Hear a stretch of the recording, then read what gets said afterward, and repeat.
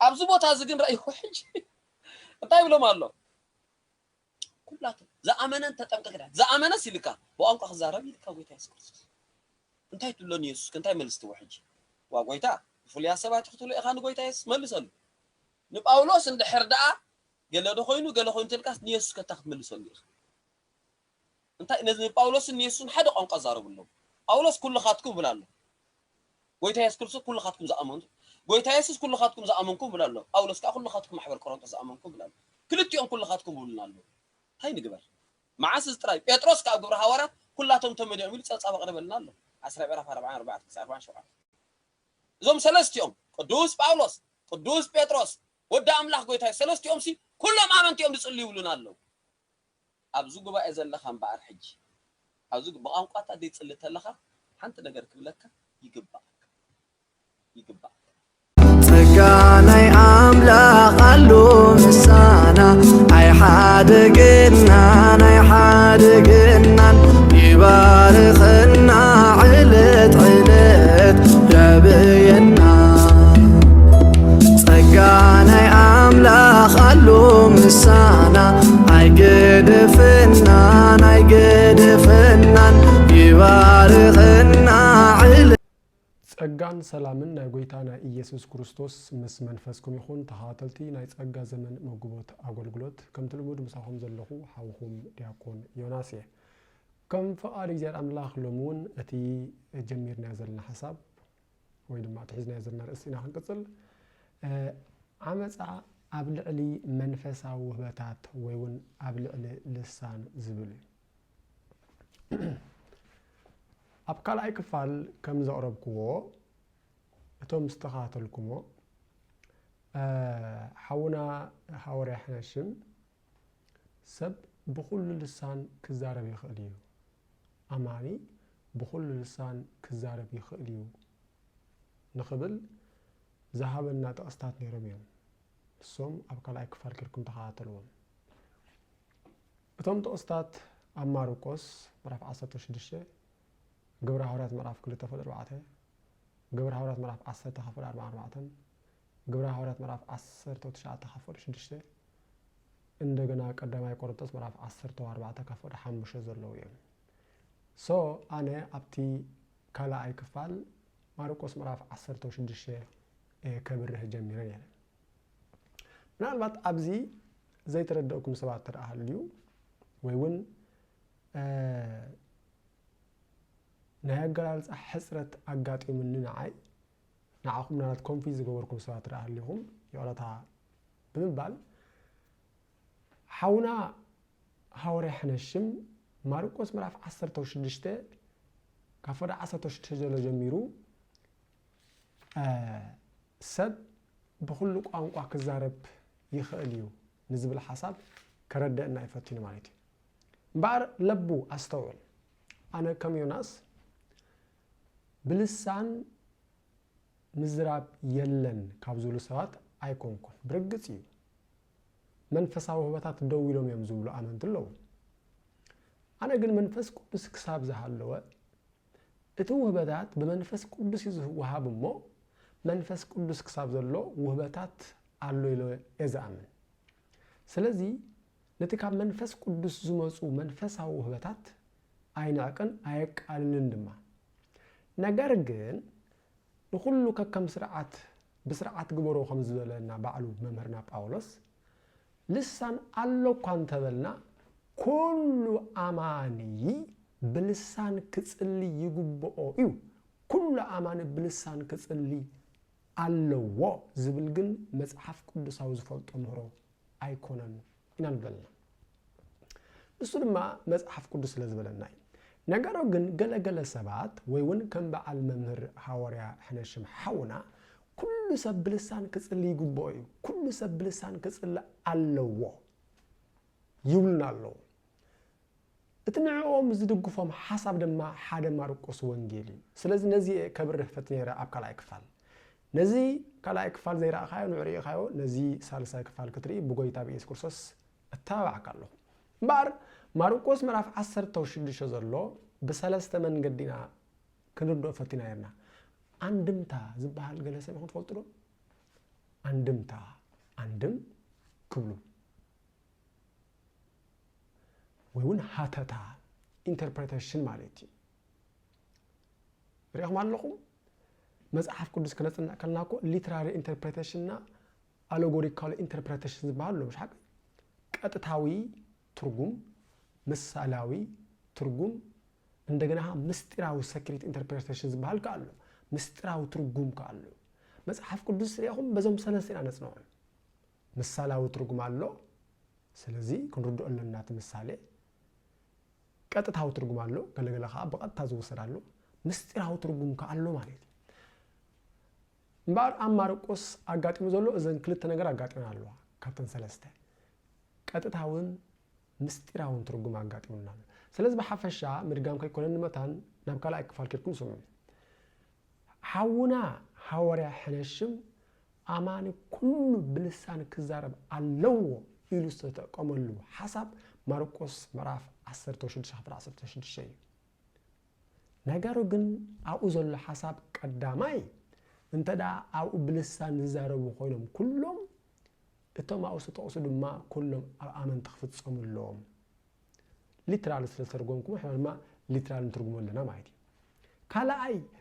اتقالماني تباهيلو نحاوريات بر نأمن تخمزة يكون رئينا لنا بس كن السادة جيمة خريقكم نالبات ماركوس عندنا كونتكشوال دم خناس إن علنا لنا مالت أوداوي نسنعتي بأودو سلزي ماركوس مرaf 10 شفرة 10 شو عطزلو نهردو كفودا 10 نجمر كم زيلنا له إنه نتم 10 حادة أما عد تقميتهم كله ترايهم نتم مستنسأ زرعيوا أي أمن ومن نورو أمه بزي معنهم تر لبمن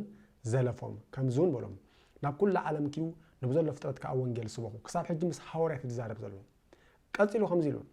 إتزا أمنا نستأمق عن كدحني إتزا أمنا جنا كخنني إتنسخهم بسواقكم قال سمعوا زا أمنا نستأمق عن كدحني قتلوا خا زي أمن دما كخنني شعو نتوم زا أمنو إذ ملكة إذ كسعوبي نتوم زا أمنو إذ ملكة إذ كسعوبي هم كله نتوم حوارياتي نعلم ملو أيكونن حوارياتي سلمن تايكم إلو رأي الله ماركوس تتقصو ماتيوس هيتقصوني حدا حدا بيزي ماتيوس تقصو دما ماركوس هيتقصوني سلمن تايكم إلو انت رأيلنا نم ماتيوس مراف 28 كنا نرد ماتيوس 28 كفر 16 تملكت نحاوراتكم زخنة حساب مالتي بتم 10 حدا دق مزامرت دما نابتي يسوس زنغروم انبا غليلا كدو من بتم 10 حدا دق مزامرت ماركوس كاتم 10 حدا يمزلو مسرع ايوخ اسجدلو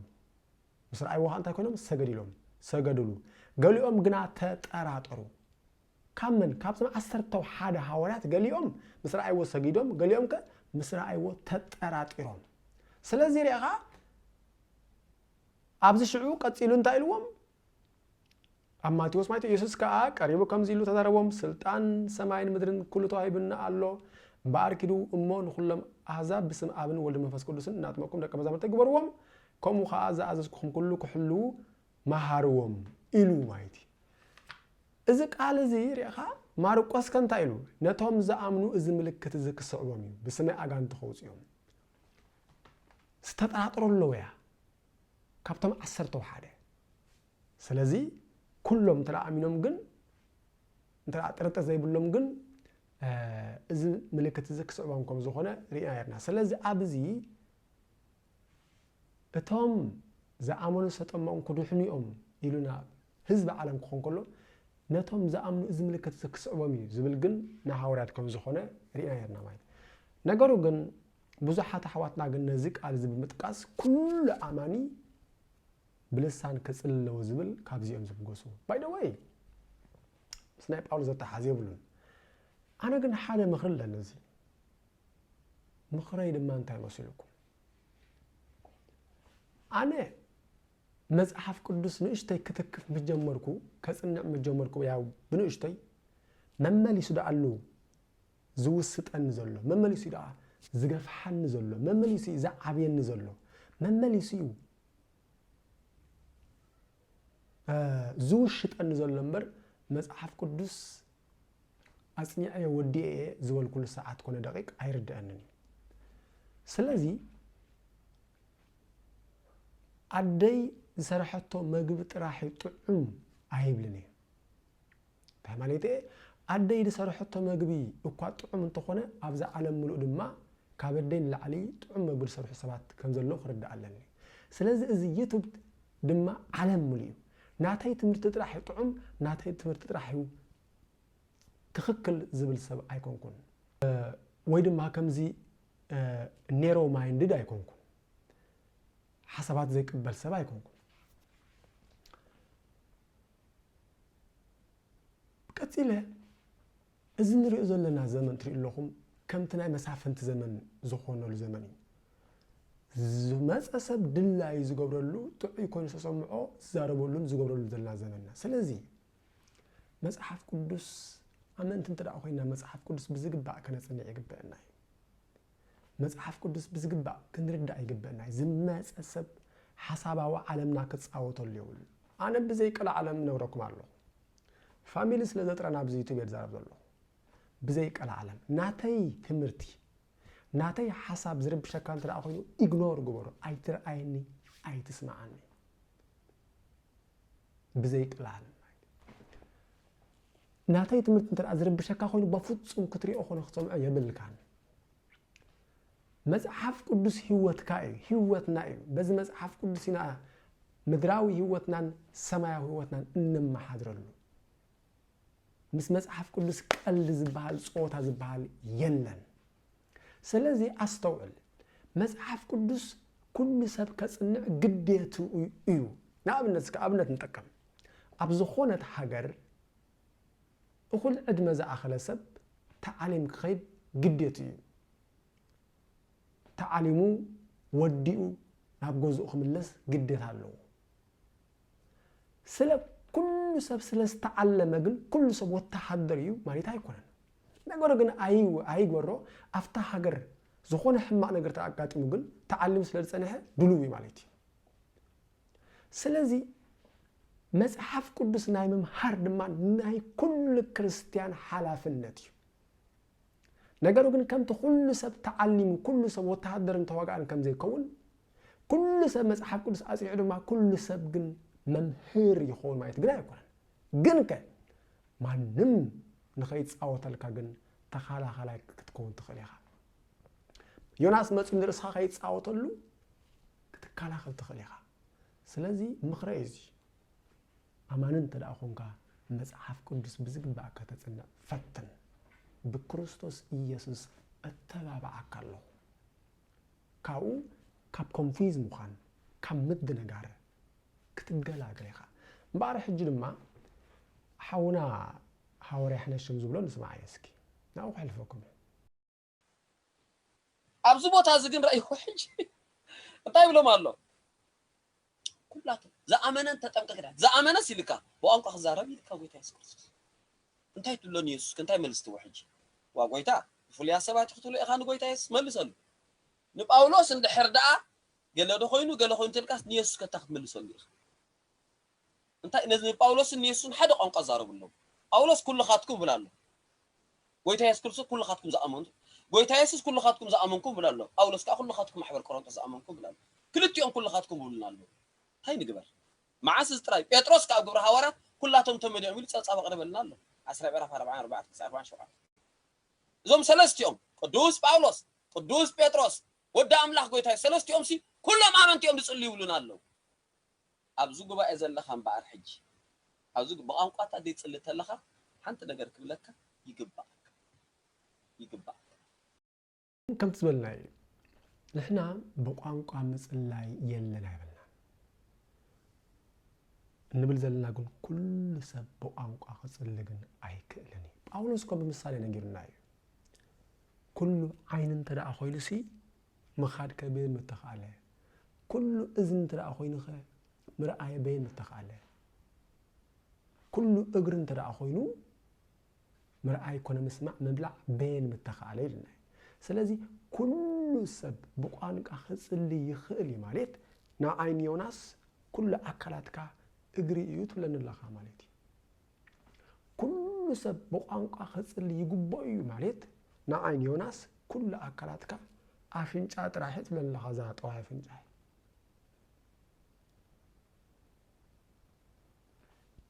ኣይባለኒ ሃራይ ንጳውሎስስ ከምዚ ክትብሎ ኢኻ ንጎይታ ኢየሱስ ክርስቶስ ከንታ ክትብሎ ኢኻ ኢልና ቃሉ ዝኽርድኦ ዘለን ንጎይታ ኢየሱስ ክርስቶስ ምንም አይብሎኒ ኢየሱስ ክርስቶስ ብዛዕባ መን ይዛረብ ከም ዘሎ ግን ብትኽክል ክርድኦ ኣለና ጎይታ ኢየሱስ ክርስቶስ ዝዛረብ ዘሎ ምስ ሐዋርያት እዩ ዝርርቡ ምስ ሐዋርያት እዩ ዘሎ ሐዋርያት ድማ እቲ ዝበሎ ንሱ ከም ዝገበሮ ርኢና ኢና ስለዚ ኩሉ ሰብ ብልሳን ክጽሊ ይኽእል ዝብል ብጣዕሚ ሓደገኛ ኣጋንንታዊ ምህሮ እዩ ብኸመይ ኣይትብለንን ሓደሽቲ ኣመንቲ ኣለዉ ብሩኻት ምስ ኣመኑ ብቋንቋ እንተደኣ ደይጽልዩ ኮይኑ ኩነኔ ከም ዝስምዖም ኣይርድአኩም ሓደ ኣብ ዩቱብ ስኻ ስለለይ ተመላእኻ ኢሉኒ ወላ ተመሊእ ልሳን ተዝመፀኒ እውን ቀዲመ መፀለኹ ክርድእ እንዳእምበር ኢለ ኣይምተብተብ ኮን ካብ ዝገርመካ ግን ኩሉ ሰብ ብልሳን ክጽሊ ይግባእ እዩ ኩሉ ሰብ ብልሳን ክጽሊ ኣለዎ ክንብል ከለና እቶም ደይጽልዩ ወይ ንኽሽፍጡ ንኽለማመዱ ቃል ኣምላኽ ዘይኮነ ንኽለማመዱ ወይ ድማ ኩሉ ግዜ መዓልታዊ ንርእሶም ክኽንኑ ኣነስ እምበር ደኸ ኣሚነ ኣነስ እምበር ደኸ ዲሕነ ንኹሉ ኩነኔ ንህይወቶም ንመንነቶም እንዳኮነኑ ንኽነብሩ ንጽዕር ከም ዘለና ሲርድአና የለን ካልኣይ ድማ ኣብ ልዕሊ መጽሓፍ ቅዱስ ንሽፍጥን ንመጽሓፍ ቅዱስ ንዕምፅን ከም ዘለና ይርድአና የለን ጎይታ ኢየሱስ ክርስቶስ ኩሉ ኣማኒ ብቋንቋ ይጸሊ ኣይበለን በፍጹም ጳውሎስ እሞ ካልእ ግዜ ዝመጸሎም ማዓንቲ ኣቶኒ ጴጥሮስ ድማ መንፈስ ቅዱስ ተመልኡ ይልና ኣሎ ብርግጽ እቶም ሰባት ብቋንቋ ክምጸልዩ ተጻሒፍና ኣሎ መንፈስ ቅዱስ የብላን ኣይበላን መንፈስ ቅዱስ ሞለና ብቋንቋ ምጽላይ ግን ስለምንታይ ብቋንቋ ጸልዮም ትዮም ንጴጥሮስ እቲ ትምህርቲ ተኣምራት ክስዕቦ ክኽተሎ ስለ ዘለዎ እዩ ጴጥሮስ ሓቀኛ ናይ ክርስቶስ ኢየሱስ ሐዋርያ ከም ዝኾነ በበዓል ቆርኔሎስ ክፈለጥን ተኣማንነት ክረክብን ስለ ዘለዎ እዩ ማለት እዩ ስለዚ እዚ ክርዳእና ኣሎ እስኪ ሻድሸይ ተቕሲ ክበና እዩ ናብ ኣንሕለፍ ተዛረብ ሻድሸይ ጥቕሲ ደኽበኩም ኩልና ምዃንና ወላ ቅፅል ሻድሸይ ጥቕሲ ደኽበኩም መቸም يفرس هالله قال نجيركم يا أنا كلت عينت عجانين تلوي لتزاريبه تحدى جانين كمان فسوا وين دابل يدوت تحدى جانين جن زي كونك الأملاخه زي كونه منفسه زي كونه أملاخه زي جن كمسل لسانحه نوح عمتات أبزر سنة تعريض لسانحه ماذا شان دي قال أملاخ سمعت ني بلناها يحش الناقني وصلنا يخد عردي ويكا بادلان تحرجير كخرابات كه ني ترى بلك أخذ خلنا سمعك أخذلك يغيد كلا قرنت 10 مره فقد حموش دلو اصوار وجنا نفراس العرتات حيل زلو مسفلت املاح تصارر لعل زبل حيل كابي كابز امرو كنت انكركر مخنيات نبلكا سلستيو سترونج هول كانس نني تراب بلكا يحشكات نشو حوي خاتم يا قدسان مو خالك اشر شيء تقسي نخلنا مخانز وقانقا مصلاك اخبركم أقطع حمش شيء قلت له قدام يقارن تعسات ربعت كل حمش نخيد ذي أخا أنا برحية وانجيل له هالشوارع مرة ثلاثة شعتين أبزي أبغون يدري له موبايل يا بيرس مسكين يخون أبز كل تميتنا عسات ربعت سبان لهم صحوا لهم كأ ريوس لزل له حطه نحرق له خبزون دابر حكو خيدي ليه أبغون موبايل ناتكم لايفز لزل قدام يقارن توس أبغى وانجيل له هالشوارعته أب ثلاثة شوارعته إنك أنا رأي حج نخيد حجها يسوس كزار يقول انتهم لنا يسوس كاريو بتاد حراي عباي معالتي يسوس دويلو قدر بلون زصمت لنا بايم تايم موسته بعل كوي بعل داس تبعت ابزي اون سمي اخبر لهم اتي بقانقا مصلاي بلسان مصلاي لكلنا كم زخونها شاد شاي مبل شاد شاي تقص خبكم يلو نبي يمصينا يوحنس وانجيل مراف شوعه تدلو مالتي እንታይ ዝብል ትጽሑፍ نبتناي حاونا حورها احنا شمعاتيكم كتسمعوه يكالي ابيتي سلازل استمرتو تصحف كنت ايدل بتام مودعتان عباين معالتين يتبعال ኢየሱስ دو ኢሉ بعب دمسي كمزيل زاربه اسمع انت لنا بايمصا امو يسته اتبعاي زامن كم تصحف زبلو كاوش طورباتات ماي هيوت كوحزيو ኢሉ እዚ ማይ ህይወት ዝምታይ ዘጸምአይ ይምጻ ሃቤ ወይስተይ በከመይ በመጽሐፍ ፈለጋ አፍላጋት ይውህዝ እምከርሱ እንታዩ እዚ አብ አላ መቸም አነ ልሳን ትብል አይረኸብኩን ቋንቋታት ትብል አይረኸብኩን ሓውናውን ተሐቅ ስለዘሆነ ተخክል ስለዘሆነ መንፈስ ቅዱስ ይልወይ ከመይ ዲና ብልሳን ኮይዶ አነ ተረዳንን ይናተይ እሺ ካውሽቱ ሩባታት ማይ ህይወት ኩሕዚ እዚ ብዛዕባቲ እቶም ብኡ ዘአምኑ ክቅበልዎ ዘለዎም መንፈስ ቅዱስ ዝተዛረበ ምክንያቱ ኢየሱስ ገና ስለዘይ ከበረ መንፈስ ቅዱስ አይ ወረደን ነበረ ይብለና እንታይ ዳት ብላላ አብዚ ዛረብ ዘሎ ዝጸመን ተለና ባይምጻሞ ካብ ኮርሱ ፈለጋ አፍላጋት ኩሕዚ ብለ ዘሎ ንመንፈስ ቅዱስ ሓደሰብ በጎይታ በኢየሱስ ክርስቶስ መስአመነ በመንፈስ ቅዱስ ዝምላ سخاتكم نتنا بحنكم ونجل زهنا قال حق مسمعكم بودما مسامنكم بتزا تسفو منفس قدس حاتمون عطو غبركم هو بمنفس قدس ينكون ملا بتصقو صديقنا بتسفنا اذا على تورس منتكم كونيلو بمدحنا بيس كريستوس كنتي منفس قدس ابانا افسسو يلو يوا بكريستوس يسوع مسامنا بمنفس قدس ينملا بمنفس قدس تعالى تملينا امبر بلسان صلي زبلا ابزلل ግን እዚ ልሳን ዝባሃል ግን ካብቶም በመንፈስ ቅዱስ ዝዋሃቡ መንፈሳዊ ውህበታት ሓደ እዩ መንፈስ ቅዱስ ንኹሉ አማኒ ዘሎ ንኹሉ አማኒ መንፈስ ቅዱስ አለው ኩሎም ተዛረቡ ይኮነውን ዝኮብ ግራ ሐዋርያት ወተ ከም ተዛረቡ ነገርና ግን አብ ኩሉ መንፈስ ቅዱስ ከም ዝወረደ ይነግርና ዘሎ ግብረ ሐዋርያት ምዕራፍ 10 ተከፍል 44 ጴጥሮስ መንፈስ ቅዱስ መስተቀበልና መንፈስ ቅዱስ መስተመላና እዚ መንፈስ እዚ አባና ዘሎ መንፈስ ወይድማ መንፈስ ቅዱስ እዩ ንአመንቲ ከከም ዝደለይ ወገሩ መንፈሳዊ ውህበታት ዝህቦም ኢት መጽሐፍ ከምዚ ይብል ካላይ ቀዳማይ ቆሮንቶስ ምዕራፍ 10 ተከፍል ተከፍል 7 ንጥሙ ብዙሓት ምግላጽ መንፈስ ቅዱስ ንነፍስ ወከፍ ሰብ ይዋሃቦ እዩ ንጥሙ ብዙሓት ምግላጽ መንፈስ ቅዱስ ነፍስ ወከፍ ሰብ ይዋሃቦ እዩ ንሓደ በመንፈስ ቃል ጥበብ ይዋሃቦ ንሓደ በመንፈስ ቃል ጥበብ ይዋሃቦ ነተሓደ ኸኣ በመንፈስ እቲ ቃል ፍልጠት ይዋሃቦ ንሓደ በተሓደ መንፈስ እምነት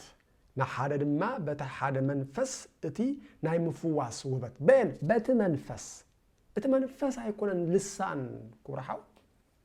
منفس هيكون اللسان بت منفس اخا وهبات وهب نحاد ما بت منفس اتي ناي مفواس وهبت يوهب نحاد تأمرات نمغبار نحاد ما تنبيت نمزراب نتحادون منافس نملاي نتحاد خا ببع عينته ቋንቋታት نمزراب نتحاد ما ቋንቋታት ንምትርጓም ይሲ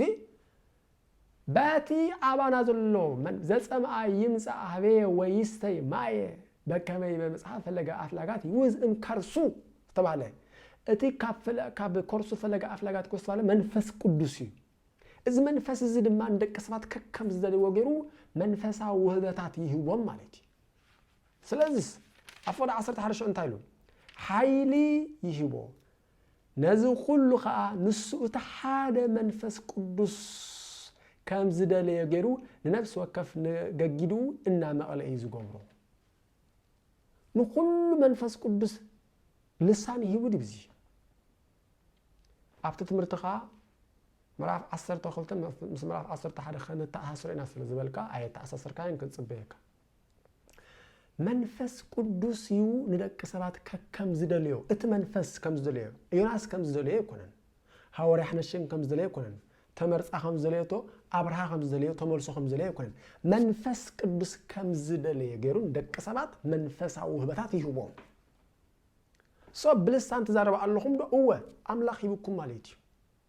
تتقوملو هنا تصلوغن من هنا سي منفس بلسان زي الزارو بالسبات جن أي تخل منو بلو أفكا يزولو تزارب أفكا له بلو أي هبل أين خلن بحيل دم تزارب أين بل كل سبك بلسان كزارب مزحفكم بساوي أين بل أيرهم كل أنا مالتي سو كم تزبالكم خمين